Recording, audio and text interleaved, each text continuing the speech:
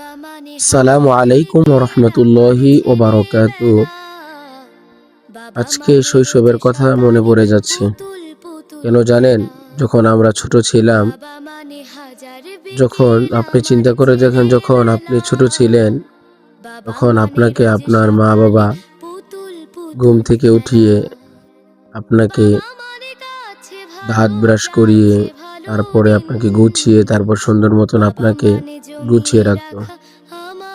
যখন ওই মা বাবাই বৃদ্ধ হয়ে যায়, তখন ওই সন্তানের উচিত ওই মা বাবার যত্ন নেওয়া। আজকের ভিডিওতে আপনাদেরকে দেখাচ্ছি আমার বাবাকে।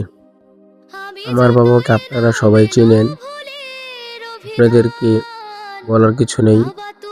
আমি যতটুকু জানি, আমার বাবা অত্যন্ত ভালো মানুষ, কারোর সাথে ঝগড়া ফাসাদ মারামারিতে কখনোই জড়ায়নি।